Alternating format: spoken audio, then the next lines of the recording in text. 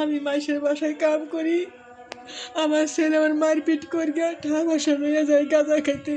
আর তাড়াতাড়ি আমি সাহায্য চাই, ওরে তাড়াতাড়ি ধরে গ্রেপ্তার করে, না আমার মার গিয়ে লেগে চল তোর, আরে গ্রেপ্তার করে না। আমি থানায় যাই, কেন ই করে না?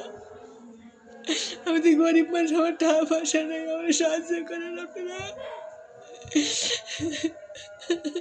আমার মারপিট করে টাকা টোলে যায় গাঁজা খাইতে, নেশা করে, আমার সাহায্য করে না।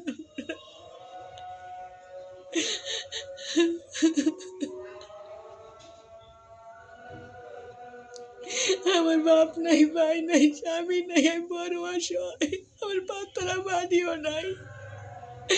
একটা ছেলে পাশে, ওই ছেলে আমার কথা শোনে না। আমার জীবনে শেষ করে দিচ্ছি, মাসে মাসে কাজ করি, এই কাজ করে টাকা নিয়ে যায় মাছ ধরি করি নেশা করতে।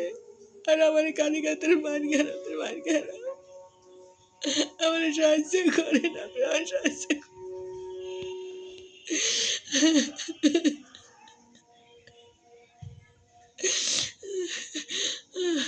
আমি অসুস্থ, আমার কিডনিতে সমস্যা, আমার হার্টের সমস্যা, আমার সয়ে দিই না ভালো করে। আমি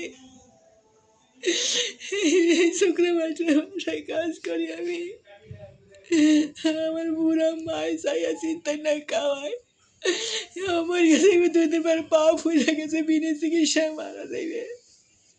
আমার কেউ নাই দুনিয়া তালা ছাড়া, আমি কোথায় দাঁড়াবো,